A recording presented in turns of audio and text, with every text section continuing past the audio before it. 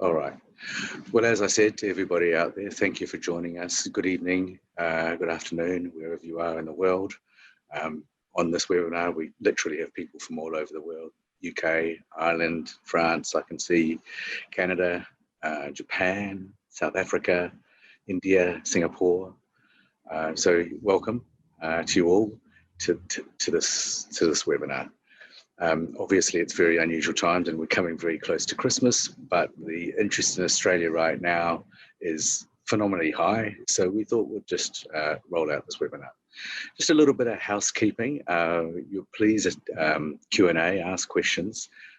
There's a lot of people on here. We won't be able to answer them right now, but we will answer them after the webinar and we'll come back to you. Okay. And after the webinar, we've also got an online tool, which is like an assessment tool to see if you are eligible to move to Australia, if you meet the immigration criteria. We won't send that out now, but we'll send it to you after the webinar. And then that will really help in your decision-making process. So that's number one. For many of you, this might be the first time you've thought about migrating. It might be the first time you've thought about migrating to Australia. Or for some of you, you might be a long way down the line, you've got friends or families. So it's very difficult for us in a webinar to cover off everybody's personal circumstances. So there will be an opportunity to meet with us individually from a consultation perspective, a free consultation. And from there, we'll be able to bespoke a program for you. So this webinar really is quite generic, but because it's COVID and because immigration is changing constantly, what we've identified is a pathway that will help a lot of people move to Australia, which is different to what it used to be. So that's what today is all about.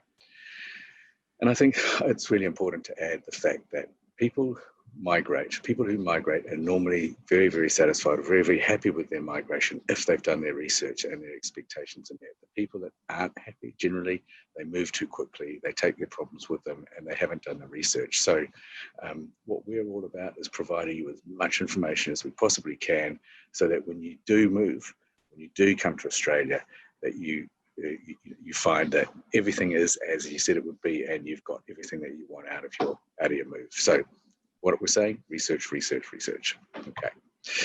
So we have some great panelists on today, both MARA agents, which means they are registered with the Australian government to provide migration advice. So first things first, I'd like to introduce you to Nassim Lalehzari. Nassim, can you just introduce yourself, please? Sure. Hi, everyone. My name's Nassim. I'm a MARA agent for Australia. I'm an Australian citizen. I have been doing immigration for just on 10 years now. I've helped thousands of people over the years migrate to down under, including lots of people that would be like yourselves that are here this morning, or rather your evening, listening to us today. Thanks, Nassim. And you're also a licensed immigration advisor for New Zealand as well. Correct. Yeah.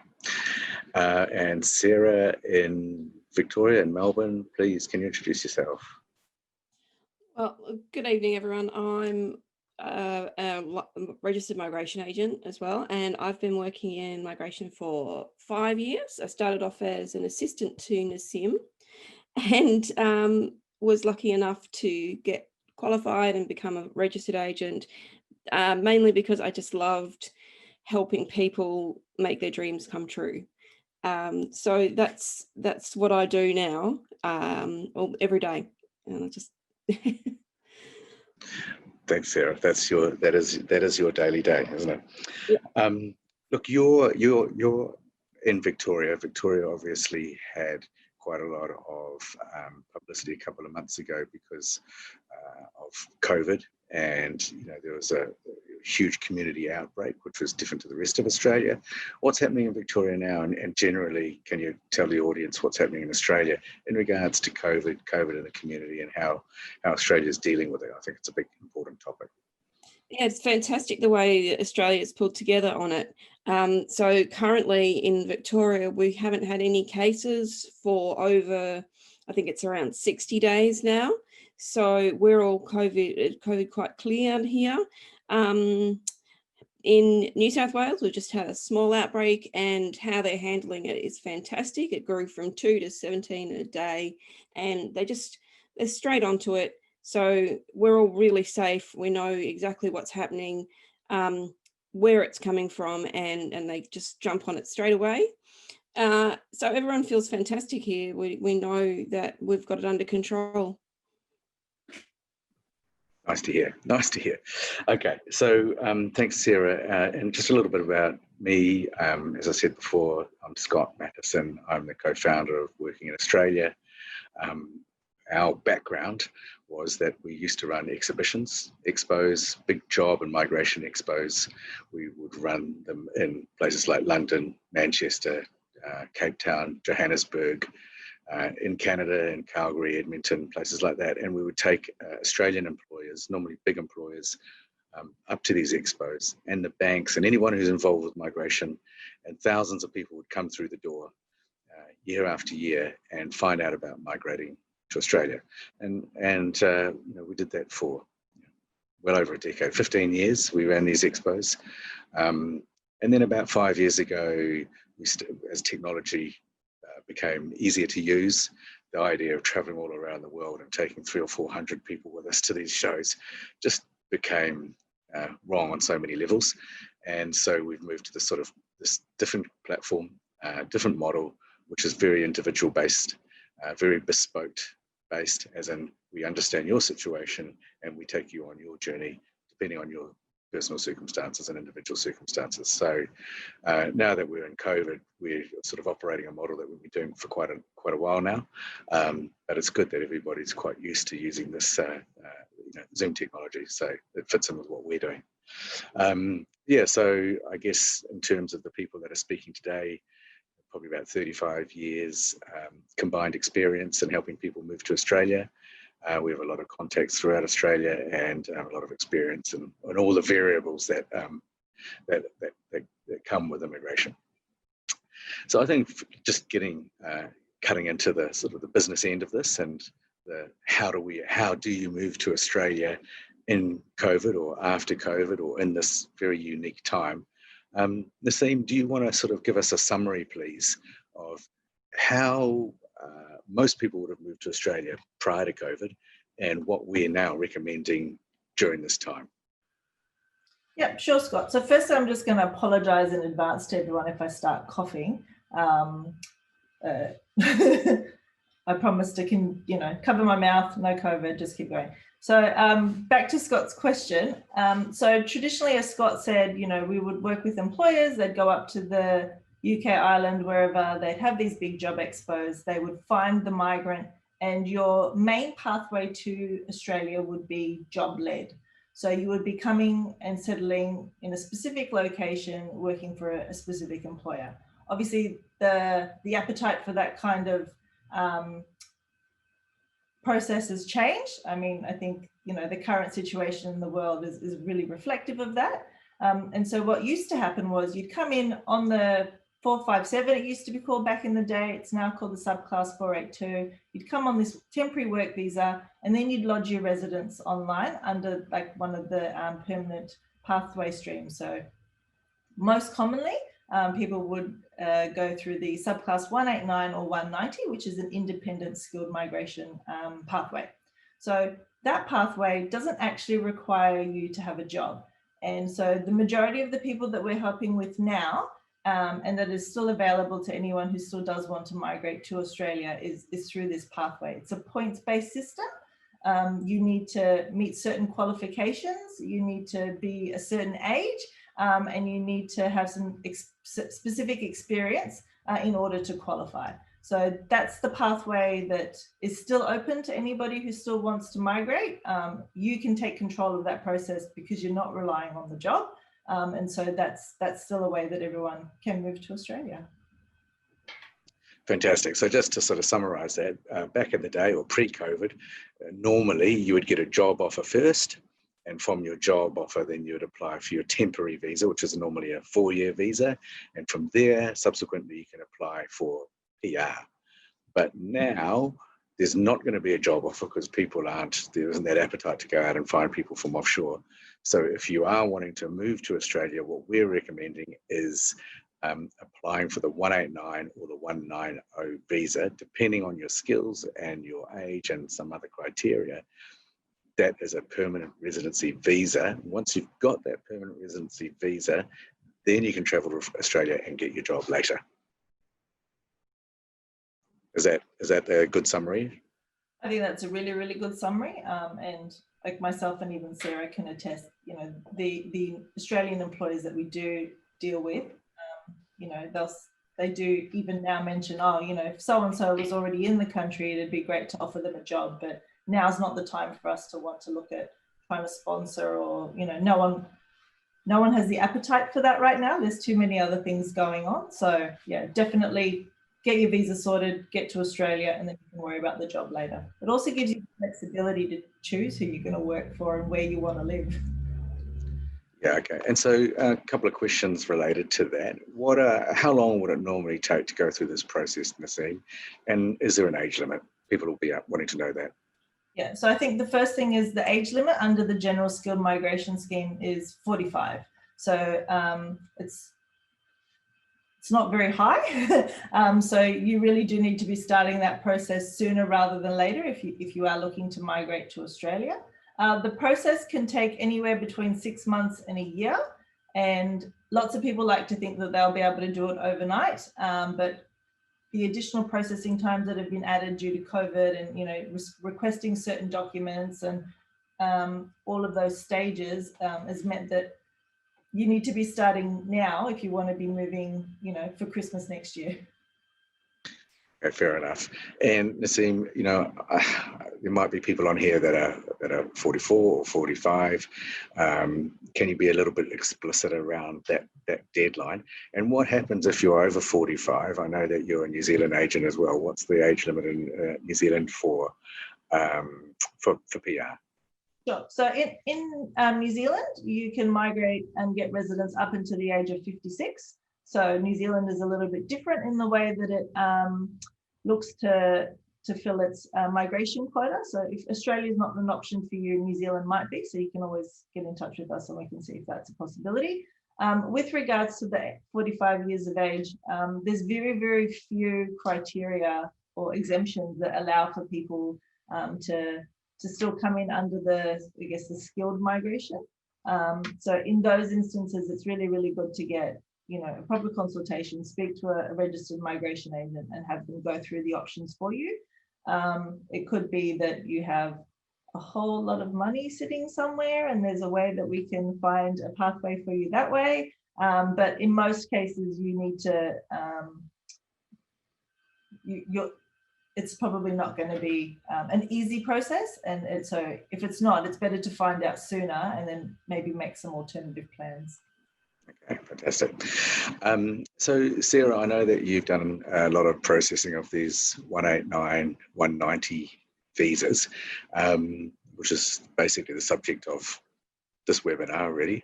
Can you please just explain the difference between the 190 and the 189 and how it would impact the people that are listening today, please?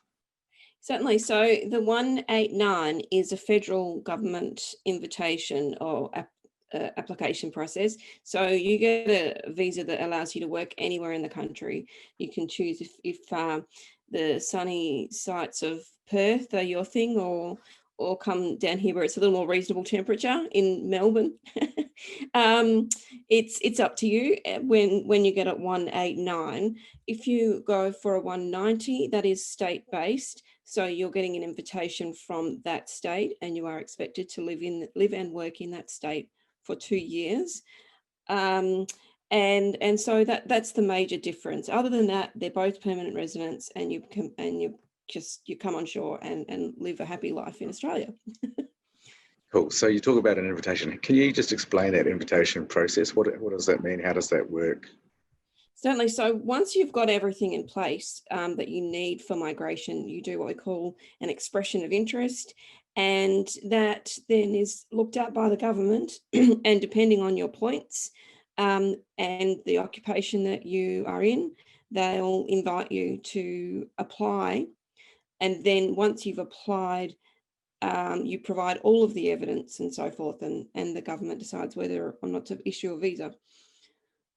Okay, so just on that evidence, I think what people would want to be knowing is, if I'm going to go down this route, which is a permanent residency route, I mean, it sounds too good to be true on one level, that just because of your age and your qualifications and your work experience, you can actually make an application, and even without a job offer, you can get PR. That's what we're saying here. So what is the process? What's the first thing that someone's going to have to do in order to start this whole process? Well, the first thing you have to do is what we call a skills assessment, where they look at your qualification and your work experience and compare it to Australian standards and make sure that that qualification meets the same standard of education that we would expect from that profession. So that takes a little while, and every different occupation has different requirements. Depending on what your role is, yeah, there's different things that you need to provide to get through that process. Okay, so I think I can see that we've got a lot of different people. More than likely, we've got carpenters and teachers and physiotherapists and nurses and doctors. So how does it work depending on your skill set? Is the process the same, or do you have to go through, and also location? Let's say I'm in South Africa or I'm in Wales. Is it a different process, or is it all online? It is mostly online. Some of the bodies, because this is all managed by the profession in Australia, and we prepare a skills assessment that is sent to that profession, and they are the people who are assessing it. So you're not being assessed by a bureaucrat who doesn't know your job. You are being assessed by the people who do your job and know what they're doing. And some of them do require paper, so that can be timely. It can take a lot of time. Others, it's all online, and just have to submit things via that electronic medium, and off you go. But it does take a couple of months to do that process. Okay, great. So what you're saying is every occupation, slightly different process. Absolutely. Yeah, and it's not done by the government. It's the professional body related to that particular profession that is going to give the stamp of approval, essentially, to say that you can do the job that you say that you're doing. Yeah. That you do. Yep, that's it. Okay. And what you're saying is that process is what can take how long, Sarah? It can take between, say, I would say the quickest would be a couple of months. And of course, over COVID, it has slowed down a little bit. Having to do some professions have a technical or practical interview. So again, that can take a little bit longer. It is hard to say exactly how long, but 2 to 4 months would probably be a fair timing. Okay. So once you've got your skill assessment, then you're ready to lodge your main visa. And so if people are preparing to do this now, what are the other main things that they need to be considering in terms of lodging the 189 or the 190?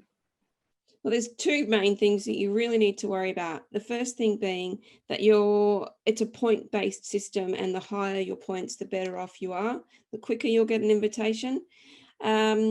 But if you go in and claim everything that you think you can, sometimes you'll overclaim, and then that just leads to a refusal. So it's really important to know exactly what the government's looking for in that documentation to prove the points that you're claiming. Without that, it's a refusal after spending lots of time and money, and there's no appeal on that. It goes back to the beginning, start again, do not pass go, and so forth. It's really heartbreaking if you get that wrong. We see that a lot, right? Yeah. Okay, fantastic. So Nassim, given that you're sort of quite familiar with the job market, how's that going to work then? You make your application, you actually get your visa, and then people have got their 189 or 190 permanent residence visa. How long does that last for? And how quickly do you have to arrive in Australia once that's been issued? Yeah, so when your PR is granted, it's approved for 5 years, basically with travel rights. It's like a travel facility. So the first thing you need to do is you need to activate the visa. So you're normally given up to a year to do that. And then, so what lots of people have traditionally done is you get your visa approved, you know, you've got PR, so you can go into Australia, you can go and meet with potential employers, you can decide where you are or aren't going to live, who you're going to work for. Some people will then just stay and continue to work, or they might just activate and then go back home while they sort their affairs. And then you've got a 5-year period in which to return back to Australia to settle. So you've kind of got a wee bit of time, but as we all know, time can go past quickly. So sometimes it's not enough. So we have had clients in the past who activated the day before their visa needed to be done by, and then moved to Australia like the week before their 5 years was up. So it is possible. It's not ideal though. Okay, it's a long time to wait. Okay, so but what about the job? I mean, to me, it sounds potentially nerve-wracking. I'm sure that's what some people are thinking. Oh, I'm going to spend all this money, time, resource, hope in getting the visa, eventually get the visa, and only then do I go out and try and find a job. I mean, what are the chances of finding a job? What's my insulation around that? Sure. So one thing to remember is that once you've got your PR, you can actually do whatever job you want in Australia. You're not actually tied to the specific occupation or industry that you got your visa on. That's, people think, oh, I got my visa as an accountant, but I don't want to do that. I want to open up a bar on a beach. That was an actual client. So that is possible. The other thing is that the occupations that are eligible for and do get PR granted are those occupations that are in demand. That's why they're eligible for PR. That's why they're on the list. So you don't necessarily need to worry that, there's no jobs for nurses or carpenters or physios or whatever it might be, because if there wasn't jobs available, those industries wouldn't have been able to get their occupations on the relevant lists with the Australian government. Yep. Okay, fair call. I see that.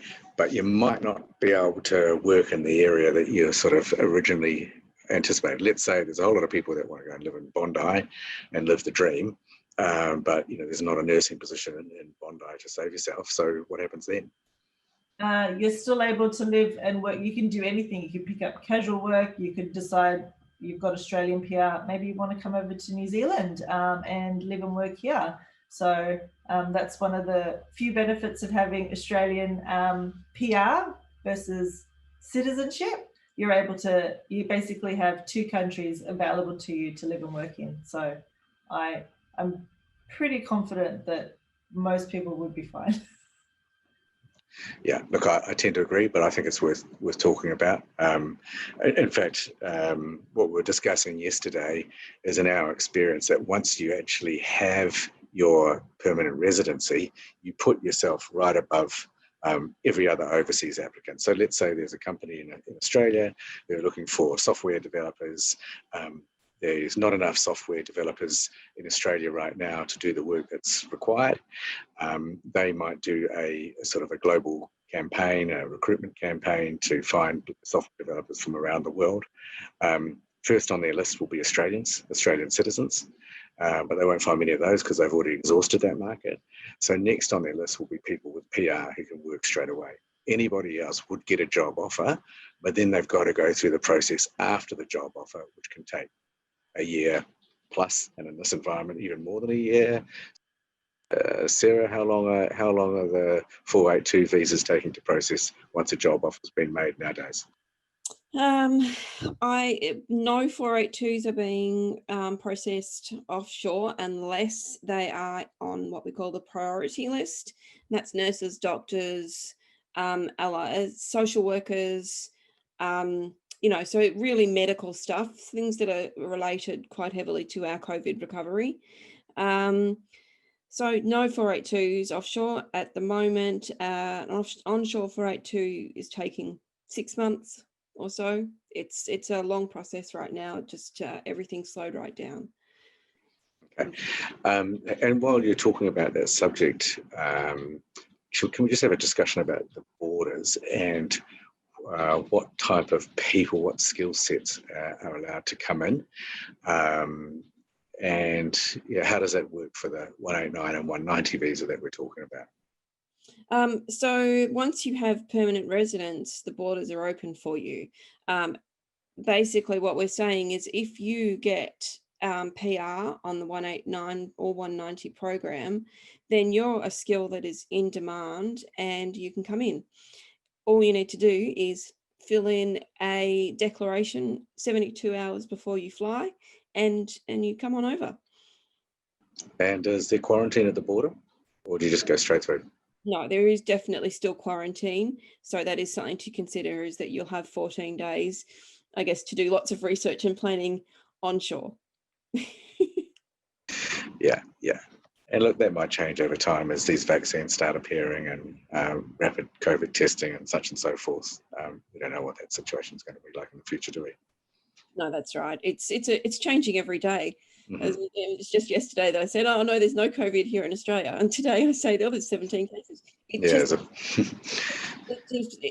We're all on our toes a bit on that, aren't we? We're watching and waiting, but that's the thing, is that we know what's going on because we're watching for all our clients all the time to know exactly what happens on a day-to-day basis. Cool. Hey, look, Nassim, I think it would be quite good to talk about, money and cost. I mean, obviously, we provide a service. We charge for that service. Some people believe that they can do that by themselves, which is absolutely true. You can paint your own house and you can build your own deck. So can you sort of extend on that and just give people some ideas around why they should use a service or not? Let's just discuss that. Sure. I think the first thing to consider is that in all cases, you should get professional advice at the front end. So often we see people who are like, oh, I already know, I know what I'm doing. I think I saw a comment about, I can't pick my occupation. When someone like myself or Sarah has been doing this for many, many years, we know that sometimes the same thing's called something different in another country. And so we're able to match that process up. So I think the first thing everyone should always consider is it's only a small investment to have a consultation and get professional advice and make sure that this further money that you'll be spending down the line, if you're doing it yourself, at least you know that you can be doing it. I think it was yesterday or the day before, Sarah and I were talking about a new client where they'd lodged their own EOI. They were quite confident, they had everything under control. And just by chance, they decided maybe I should actually get some advice. So Sarah's looked at that client's application and realized that they've overstated a whole bunch of points in one place because they don't necessarily understand the legislation and when you can or can't claim specific points. Now, if on that basis, that individual had received an invitation to apply, they would have lodged that application, spent thousands of dollars on application fees to the government, and that would have been an automatic refusal. And as Sarah noted before, there's no right of appeal, you just have to start again. So, like you can build your own deck, Scott, or you can paint your own house. Sometimes you can do it yourself and you can make a mess and then you can pay someone twice as much to fix it up. Or maybe you can get some advice for someone to help you manage that process because they know what they're doing. Yeah, look, I think it's a fair call. I mean, we're not here for a hard sell. You can do what you want. It's your life. We are really interested in helping people and making the move as smooth as possible. That's what we like doing. I think probably the most important part of the process, like you said, Nassim, is the first part, and in particular, the skill assessment. Sarah, do you have anything to add around the skill assessment and the complexity of that? Again, it depends on the profession. So being able to understand that process and know exactly what's required cuts down cost, cuts down time, and it sets you up for the whole rest of the process, where once you've got everything that you need for that skills assessment, then you can you can go through the rest of the process not comfortable that it's right. So that's really, really important to get the right profession, to get the right body to look at your work. Because if you choose the wrong profession and you go through that process, you might get refused even just on your skills assessment because your qualification is not highly related to the profession that you're applying for. So it's even that process can be tricky. And again, it's spending a lot of money to have to go back to the beginning and start again. So it's always worth having that upfront advice to know exactly what your pathway will look like. Perfect. Thanks very much. And finally, Nassim, we've got an online tool that we're suggesting that people complete, and that will give them sort of some indicative. Can you just expand on that a little bit? Yeah, so after the webinar, everyone will get an email, and it'll take you to the link. It's basically some basic questions to help filter out whether or not you could potentially proceed. So on the basis of answering questions with regards to your age, your occupation, work experience, a whole bunch of other things, it gives you just an initial indication of what you might be eligible for. So we know that there are pathways other than the skilled migration. This is just the most common way. So I think we do have in there if you're the partner of a New Zealand or Australian citizen or resident, because there's a family pathway there that we could also explore for you. It's free. It's not going to cost you anything. I guess it's another way of just checking that is this actually going to be an option for you. And then if it does look like it might be, then you can consider sort of moving on to an actual consultation with the MARA agent, or having a proper assessment. Okay, fantastic. So what you're saying is that once we send out the tool, the online tool, it's either going to come out and say, congratulations, it looks as though you meet the criteria, or condolences, it doesn't look as though you meet this particular criteria, but that's not necessarily the end of the road, right? That's correct. So there's always other pathways or policies that you could be considered against, or as you mentioned earlier, other countries. So if Australia is not quite for you, or that's, you just want to move down under, you're not specifically Australia, we could always, look at other options as well. Yeah, and we get that a lot. We actually do get that quite a lot. Okay, so look, I think that we're kind of coming to the end. It's 35 minutes past the hour now, so we don't like these to run too long. Everyone's got things going on, especially in the evening. I hope this has been really useful for you. It's just what we're trying to do is provide you with a pathway. This is a genuine pathway for the people that have the right skills and the right occupations. After this webinar, we'll be sending out a link. Complete that. And as we've just said, if it doesn't come up positive, contact us anyway. If it does, you'll have the opportunity to meet with one of our consultants in the UK. Well, not meet because London's in lockdown, but meet on Zoom and really understand your particular situation. I think one thing that I haven't really talked about in detail is that, as you can see, we're working in. That's what we do. We're all about jobs. So once you've got your visa, we're very well connected in the job market, and we will be able to assist you anyway. So I know I sort of raised that as a potential concern, as how am I going to get a job once I've got my 189 or 190? Well, that's where we can come in. But in reality, that's a year away. Okay. So look, I think that's a wrap from us. I'm very aware of the time. So it's going to say goodbye from me, Nassim, Sarah. So see everyone, I hope we get to know some of you through the form and a chat. And just to note, there's been some really interesting questions coming up. We will get back to all of you. So it's too hard to cover specifics in a forum like this, Scott mentioned earlier. So we will be in touch. Thanks, Sarah. Nassim. Yeah, thanks everyone for taking the time to listen to us today. Like Sarah said, we look forward to being able to work with some of you, and we will be sending out one-on-one sort of responses to some of the queries that have come through. Fantastic. Thank you very much, and good night and goodbye to everybody. We wish you all a really good Christmas break, and hopefully we'll all have a better 2021 than this crazy 2020 year that we've all had. So good night and goodbye. Thank you. Bye-bye. Night. Bye.